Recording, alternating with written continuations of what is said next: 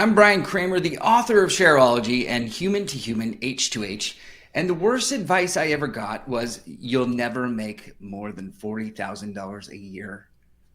Who says that? We will 40 pause grand a there. year? Yeah, 40 grand a year. Who said that to you, Brian? Have you beaten them up to a pulp, or is success speaking for yourself? I'm going to go with success is speaking for itself. Yeah? And who said that? Was it like a guidance counselor, or a parental figure? I mean, you don't have to call them up by name, but like, what was their role in your life, man? It's going to be somebody in a family membership. Ouch. That Yeah. sucks, man. That Yeah. sucks. So I'm curious, like, how old were you when that happened to you? That would have been 21. That was actually my 20, yeah, right around my 21st birthday, within the week's time frame. Wow. Yeah. But you know what? Wow. I let that kind of stuff push me. And I thought to myself, oh yeah, you want to see? Yeah, that's great, man. That's good, right? So sometimes bad advice, bad people, bad thoughts, right, can fuel us, and sometimes they destroy us. I'm fortunate that I had someone, my guidance counselor, said to me that I should never take hard math because I'd always just end up working at the gas station anyway. And so, so much like you, right, I was like, I had a choice. It could destroy me and I could work at the gas station, or it could fuel me and I could be where I am today. And so what snapped in your head, Brian, when you heard that? Like, were you right away like, F you, I'm gonna show you, or what was going through your head, man? Because that's really tough stuff to hear at such a young age. Well, I mean, this is not, so first and foremost, that was a lot of money back then. So I lived at a time when that was Still, yeah. when you look at it, teachers didn't make as much money as that. And, there were a lot of people out there not making as much money as that. So take into consideration that back when I was 21, not that I'm 80 years old at all, but it wasn't it wasn't like also like 10 years ago either. So, so at that time, it was still considered to be a lot of money.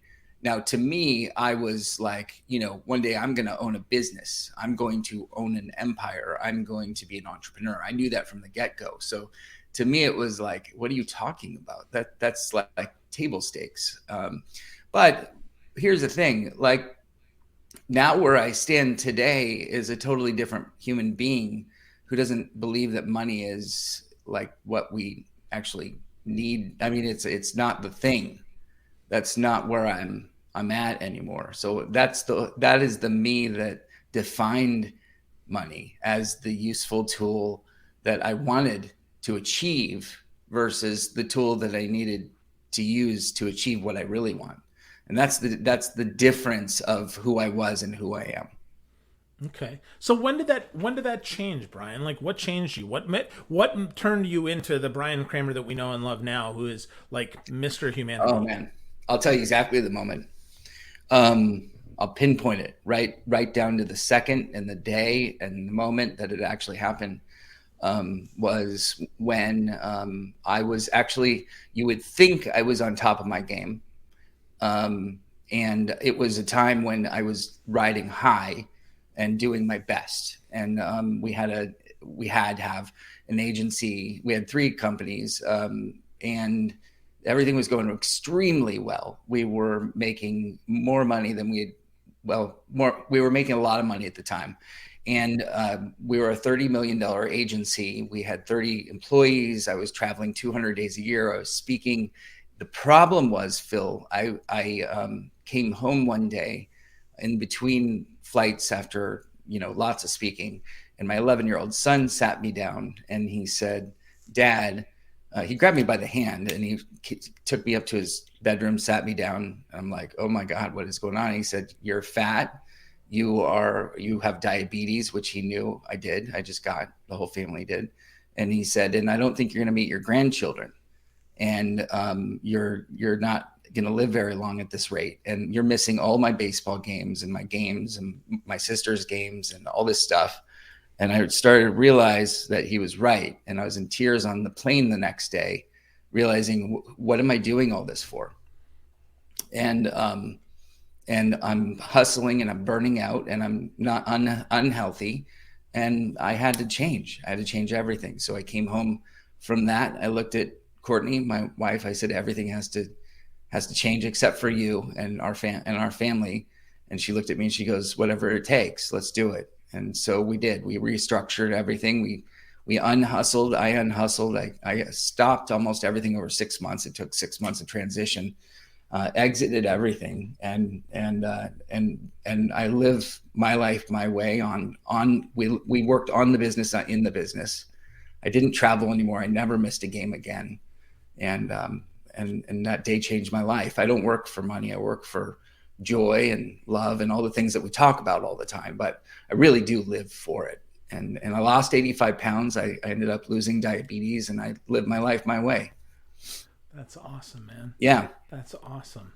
So to listen to your 11-year-old say that to their dad, that's got to be sobering, man. That's got to be like, wow. But at the same time, I mean, was there any part of you that said like, kid, like you're 11, like I'm working so you have a better life than I did? Was there any part of that, Bryan?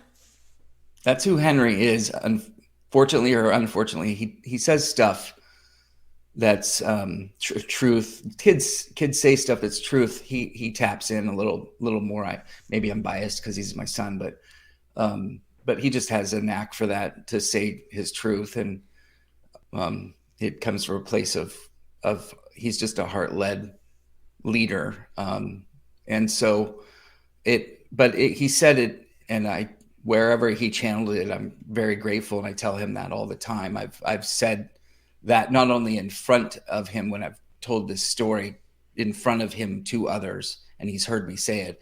Unfortunately, he doesn't remember saying that to me because he was so much younger. That he's 17 now, but he's heard me say it, and I've told him that he saved my life. He helped me make the U-turn that I wish others had, and now that's what I do. I help people, be working on their business so they can get out and have a vacation, not check their email, and run a business that doesn't run them.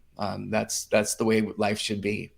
So back to square one, that's the difference of why money shouldn't run your life, Yeah, for sure.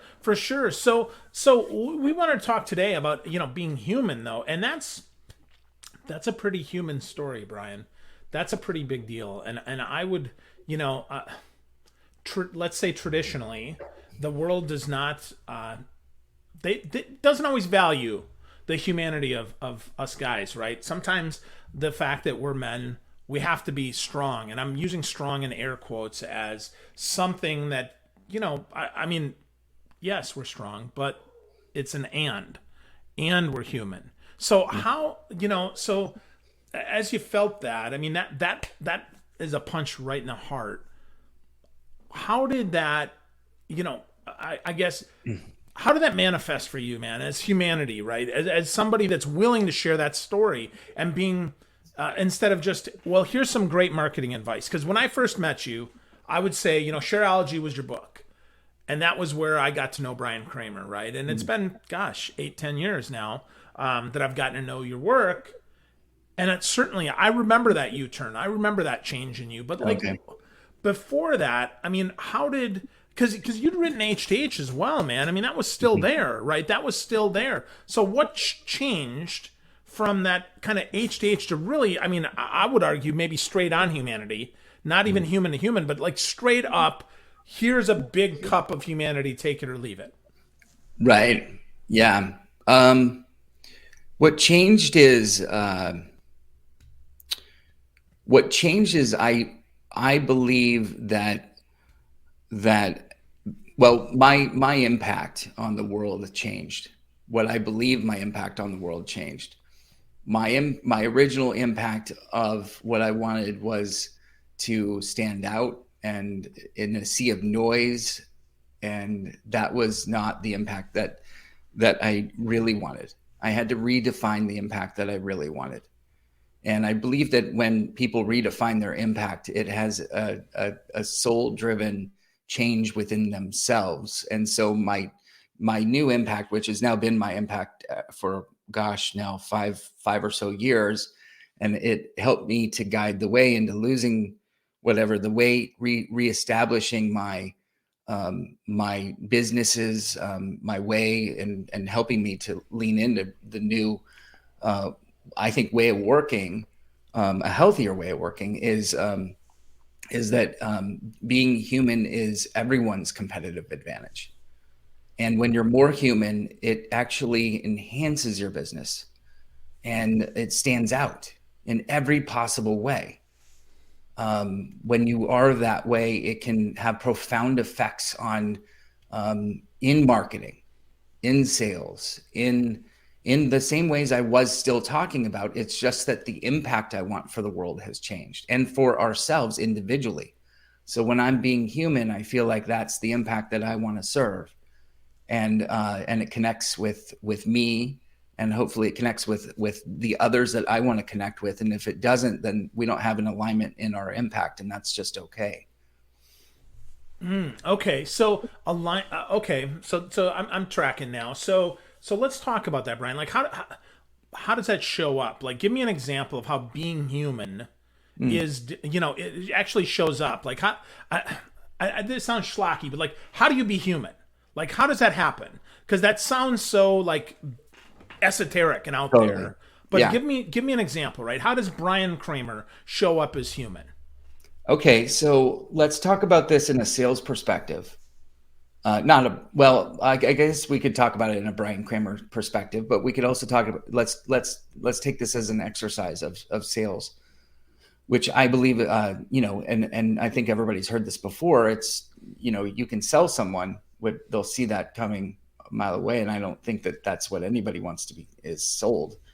I think everybody needs to be wants to be listened to and heard on whatever it is that is going on in their life. And having been now through coach training and in through more leadership, and having had happen what happened to me, when you are going through a level of listening, and there are three levels of listening. You can change the way that people actually interact and connect. And I'm going to get to more hard stuff in a second. But the first level of listening is where you're listening, and you're not listening. You're totally not listening. You're thinking about other things. That's level one. You're off doing something else in your mind, and that's just not listening. Level two is, and I think we're doing that all the time because we're all like multitasking. Oh my God, ADHD. I got to move on to the next thing. I got to do this. Oh my God, I got to be here at 1. And the other person's talking while you're like ADHD, and it's no listening whatsoever. And that's unfortunate because the other person's like, I don't see any connection here. Level two is I'm listening, but you're thinking about what you want to say next. And the other person senses that in the energy, because it's like, well, I can see it. They're waiting to talk, and I'm not being heard. And that's not helping the conversation. And level 3 in this how to be human is they're listening and they have no intent on talking. They're just present. And this is the way that I think people can be more present with each other, is just having no intent. Now, are we going to be there all the time? No, it's not possible. So if we could stay in between 2 and 3, that's probably the best way we can be with each other. And don't worry if you're trying to be in a level 2 and 3 while I'm actually giving the exercise, which most people are. It's okay. We can bounce between whatever. It's not good if we're both in level 3, because we'll both be not talking, and that's no good for anyone. That's just part of what I'm saying right now in how we can be in life, not in this conversation right here, because we're on a podcast. And so when we approach it from a coach's perspective in sales, that means that we're actually helping to drive powerful questions, to listen to someone and spend more time with them than you would usually spend. Like in a sales perspective, you would do a quick 30 minutes. How do I get to know you? What do you need? What's your future? How are you going to drive more product? What's the lack of thing that you're needing? Why is the price down? What is it that you're How come you're not selling as much? What do you need? What do you need to sell more? Like, these are the common questions that you would ask, the basic questions. But what if you were to say, how can you show up more powerfully? What's holding you back? What are the things that are making you unstoppable? Like, more powerful questions that can help. I can help to drive into you, Phil. And Phil, what makes you unstoppable? Are you asking genuinely, or are you asking Yeah, like, because I'm that's just a gonna question? put you on So, the spot. Like, what does make you yeah, unstoppable? boy. Well, I to your point, I do my best to listen and be really present with people. I think that certainly is one of my kind of superpowers, if you will. And then my ability to summarize and to make things that are complex very simple, and Yeah, to really connect, right? To really connect with people and to be available. That's one of the reasons why I really like podcasting, is because I can ask these questions. Honestly, like Bryan, I don't have notes, right? Like, not that I'm not prepared. Of course I'm prepared, but my goal is to really be here with you and to really go deep and ask these questions. And for you to really, you're my audience, right? Like, you're the one that I'm talking to. And I think that whenever I'm on a call, as a sales guy, right, that I think that does make me different. At least I try to make me yeah. different, right? I'm not perfect at it, but certainly that's my intent. And so that's your version of being unstoppable, is being present with the other person, which is great. There's no wrong answer. And so we just had an interaction, I think, that was very present and very, Yeah. wonderful. And if we could have 90 minutes of that where I'm helping you to dig deeper and deeper with more powerful questions, and then all of a sudden we're like really solving for something rather than selling for something. That's the difference. That's how you're connecting in a more human way. And at the end, now, what's one, two, or three things that you got out of this? What's just one thing in that one moment that you felt just now, Phil? Well, I felt heard. I think that's a Yeah. big one. Like, you listened to me and you didn't have an agenda, right? So I felt like, you're, I guess, present again, right? So heard is really important. And to your point, right, going back, I think that is often the miss, is we don't listen and we don't really hear, right? It pops us in this ear and it goes out of that one. And it's like, okay, I got 6 more questions to get through, Bryan, and we got 17 minutes, and let's go, right? Like, giddy up, baby. Let's go. Right? Thank you. So now you're level 3 listening. You took that one thing away, and what's one small action that you can take moving forward? I'm not going to put you through that. And so now we've just gained such a great deep connection in that. And you and I feel like we just made a great connection too, by the way. Actually, I'm not just saying that. I feel like we actually just did. Yeah. And so now the last thing I'm going to say is that there's this 10-70-10 that I talk about. The 10-70-10 is not 30 minute simple in and out procedure, is what I call salespeople. Like, I get in, I sell, I get out. It's 10-70-10. It's 90 minutes of time, the most time that you can ever spend with somebody. You're 10 minutes in where you're chit chatting and talking. And then what's the 1, 2, or 3 things you want to take out of this time together? The 70 minutes is where you're actually diving in and actually helping. You don't have to be a coach to do this stuff, by the way. You don't have to go to coach training. You just ask powerful questions like what Phil and I just did. And you're diving into those 1, 2, or 3 things that you're supporting them on. And what is it that you're really good at? You have skills that you're really good at something. It could be marketing. It could be, engineering. It could be whatever it is that you're doing, but help them on that thing that you're really good at. And then dive in with those powerful questions. Once you've established those 1, 2, or 3 things, then move that conversation in those 70 minutes along the way to helping on those 1, 2, or 3 things. Now, all you're doing is giving and helping and serving and listening in your level 3. And in the last 10 minutes, reserve the last 10 minutes. That's the 10-70-10. The last 10 minutes is helping them to establish what they learned. I asked Phil what's one thing he took away. Now you're just asking them what's 1, 2, or 3 things they took away, because they just established the 2 or 3 things. That is the most powerful human behavior that you can have in a sales mode, but not a sales mode, a coaching thinking or a leadership thinking, a way of talking to someone. And that, my friend Phil, is how you be more human, not to actually establish a way of sales, or you can do this in operations, you can do this in HR, you can do this in any piece of your organization. I just use sales as a demonstration. Right. No, that makes sense. And I think sometimes to your point, we have this checklist of things we have to get through. I call it check the box, right? So, okay, yep, built rapport. Okay, check, did that. Okay. Asked a open-ended question. Okay, check, did that one. Okay, did discovery, right? I got 5 to 10 questions. I'm going to act like I'm really scripted here. So here we go. Okay, Bryan, there. Oh, good. Okay, we got through 5 and we're at 23 minutes past. Great. And Bryan, what do you think the next step should be? And we're done, right? We're in and out and we're very transactional. And I've seen that, right? I see that, but I think, the big word that I hear that you said at the beginning is important to bring back to here is it's not sales, it's service. You want to be of service to people. And I think that's a big difference, right? Even mentally, if we think about if our goal is to be of service, we can be more human. We're able to be present for those people. But if all we're trying to do is check the box, sometimes the sale happens, sometimes it doesn't, but there's no real deep connection. And we're then not the competitive advantage. Is that?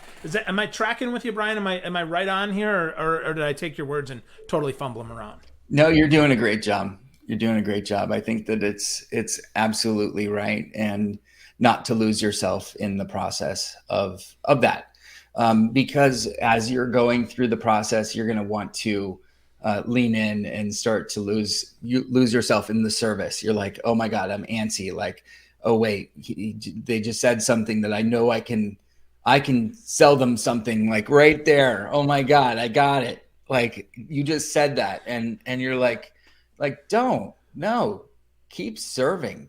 Give.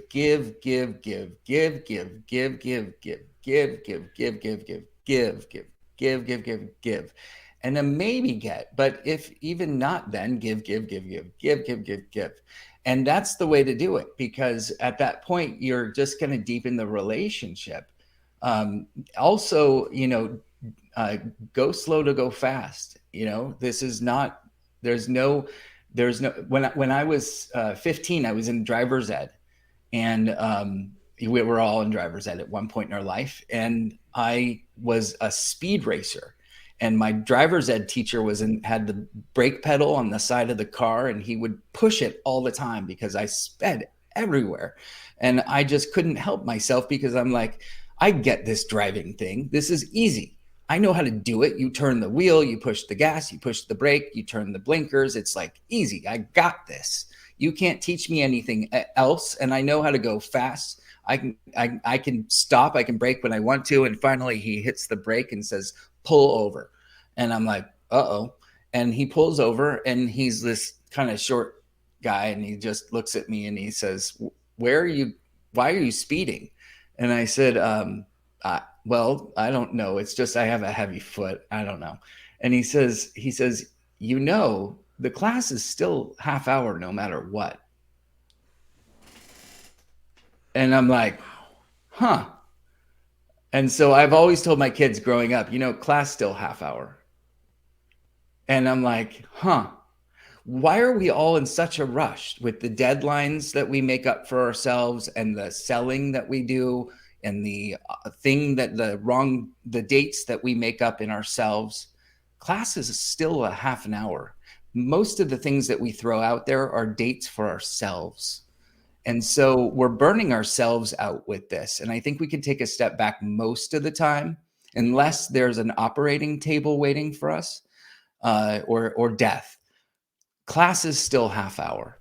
And so I'm asking you to take a step back and not speed so much, and take your foot off the pedal and just live into it. Because I promise you that most of the time you're going to enjoy it more. The conversation will be better. You'll deepen the conversation that much more. Wow. So I get that, and I love that, and I think it's super great. But how do we get people to take 90 minutes for us? I mean, most people, I had one yesterday, Bryan. I scheduled 45 minutes. I can tell you that at like 31 past, they're like, okay, we got to go. And we ended at 35, and I gave them 10 minutes back. And they're like, oh my gosh, like that's the greatest gift I could have given them. is I give them 10 minutes back. But you're saying to try to get 90. Yeah. How do we do that, right? How do we earn that without saying, Bryan, you got to trust me, man. I know you don't know me, but we got to spend 90 minutes together, and we're going to do this in 90 minutes when, unfortunately, in reality, a lot of people barely have 30. So how do we Right. do that? How do we earn that? How do we get to the 90? Right. Yeah, that's a good question. Well, there's two ways to do it. The first way is what you have. The one thing that we're all thinking is that no one has time, and that's the problem. Is see they have their foot on the gas pedal too, and they have plenty of time. Most people really do. They're also in that same car with my driver's ed teacher, and they're just moving to the next thing and the next thing, and we're all thinking that time is the same way that I thought it was. Number two is that we have to get them to pull over and see what we're seeing. So see what I'm saying? Like they need to pull over and see why they're in a rush, and that this is a problem, and we can help them. And you got to help them see that. Like, do you see that? And that's part of our role, is to help mentor or coach them into that this isn't the life that you want to live if you're having to constantly rush and put your foot on the pedal and be going from place to place to place without the results that you want. And if that's what you're going to want, then I can help you. But can we spend some quality time where I can actually help you see how to not have that speed in your life, where we can actually take some good time? Because I can't do that in 30 minutes. But if you give me 90 minutes, I can help you in so many ways, but it won't be a sale. I'm not going to sell you, and I'm not going to offer you anything. You'll have to ask me, and I'm not going to ask you. But what I will do is I'll pour my heart and soul into you, and you'll walk out of there with at least 3 things that you can do that will make it so that your life will ease up a little bit and you'll have more time back in your life. Wow. So, okay. So, Bryan, as we kind of wrap here, I want more time, right? I think we all want more time. We all want to feel more ease. How do we get started, man? How do we get started on this journey to less check the box Yeah. and more 10, 70, 90 times that we have that are more enjoyable, that are Yeah. happier, and that are more service? How do we get started, man? Well, the first thing is mindset. I know it sounds so kooky and so strange, and I'm not talking about, I mean, you can meditate, but that's not what I'm talking about. What I'm talking about is taking a step back and building the frame of your house. What we most of the time do is we get into business, we get really good at one thing, and then we go sell that thing. And now we're on a path of selling that thing, and then it all of a sudden becomes, so we got so wrapped up in that thing that it starts to take over our life. And now all of a sudden we're not taking vacations the way we want to, or as many vacations as we want to. And we're so focused on the vacation and checking our email, and our spouse or our family are like, why are you checking your email all the time? It's because we didn't put in systems and processes and things to enable ourselves to enjoy the vacation. And so now all of a sudden we're stuck because we never built the framework to help us enjoy life. And so we have to take a step back to answer your question. We got to take a step back and actually build the framework. Like, we have to take the house. It's almost like we moved the furniture into the house before we did the framing. And so we got to go back to the house and actually do the framing. And that starts with mindset. And the mindset has to be built around what's missing from the house that we forgot to build, because we're so good at that one thing, but we didn't look at the other pieces at the business, or at what's missing in our lives that we set up, but we never really put into place. The other and that could be a slew of things. It could be operations, it could be marketing, it could be HR, it could be all the minutia of all that stuff. And then from there, it could be, what is your impact? What is your messaging? What is your, and it's not operations and structure yet. It's all the things that help you to really understand who you are and what it is that you want to be in this world before you go and do all those things. That's where you start. Wow. That's a lot to chew on, Brian, and a lot to think about on that, right? If we can think about what our impact, what we want it to be, think about our messaging, ask ourselves who we are and who we want to be in this world. That's a 90-minute conversation or more. We probably have to have it with ourselves, right? We have to really get clear on that. And certainly a coach like you is absolutely gonna help that. That totally makes sense, right? You give them the space to be there. Wow. So that's a lot, man, in a good way. So I appreciate that a lot. And that just makes me think a lot. So with that, Brian, I know you've got a podcast and a newsletter. So talk to me a little bit about your podcast, because I know it helps have conversations about some of this stuff. So talk to us about your podcast a little bit, please. My podcast is Humanly Possible, which you're going to be on. And it's about small and big shifts that make differences in other people in our lives. I told you about that story about Henry, my son, and how he made the difference when he called me up to his room, and how that one shift and that one conversation that we had made a difference in my life.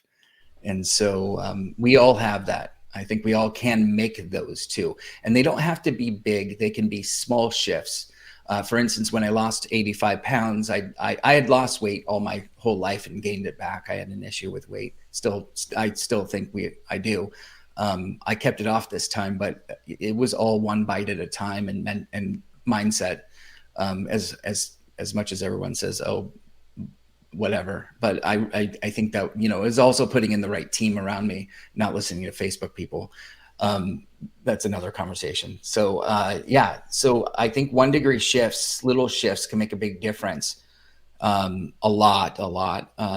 Like for instance, when, a carrier, an aircraft carrier still has a compass on it, and that compass still has to be recalibrated, every year, once a year by a specialized compass, engineer.